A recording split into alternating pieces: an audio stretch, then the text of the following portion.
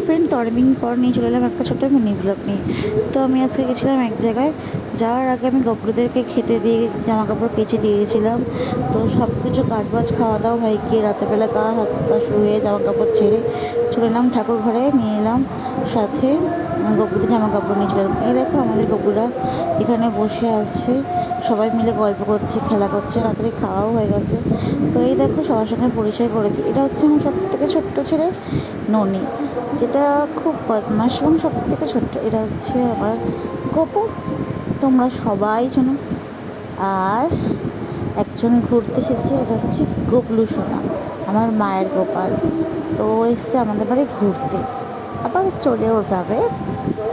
তো এটা হচ্ছে আমার রাধা মা, খুব মিষ্টি, খুব শান্ত, সবসময় মধ্যে হাসি লেগে থাকে।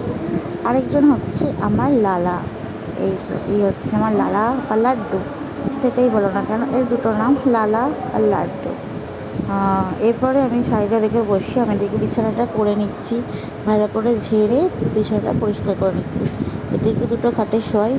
এই দেখো আমি লালাকে শুইয়ে দিলাম প্রথমে, তারপরে আমি শুয়ে দিলাম গবলুকে, তারপরে শুয়ে দিলাম আমি গপুকে। তো এদের মাথার কাছে আমি বাঁশি দিয়ে দিলাম। তো এবার আমি রাধা ননির বিছানাটা করে নিচ্ছি।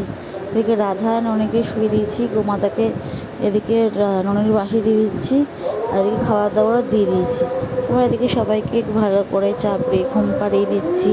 দেখতেই পাচ্ছ যেভাবে আমি তাদেরকে ঘুম পাড়াই, ঠিক সেরকমভাবে। তো যেদিনকে সময় থাকে না সেদিনকে বলি, বাবা আজকে আমার সময় নেই, তারা ঘুমিয়ে পড়। তো আজকে সবাইকে চাপড়ে দিয়ে দেখতে পাচ্ছ দুজনের দিকে একটু ঘুমিয়ে পড়েছে। এবার পাখাটাকে আমি ওদের দিকে ঘুরিয়ে জিরো ল্যাম্প জারি দিয়ে দরজা বন্ধ করে চলে এলাম। তো আজকে নাইটে এটুকুই ছিল হচ্ছে গোপাল সেবা। তো দেখ, ভালো লাগলে লাইক কমেন্ট শেয়ার করে দিও, আর কেমন লাগলো কমেন্ট বক্সে অবশ্যই জানিও।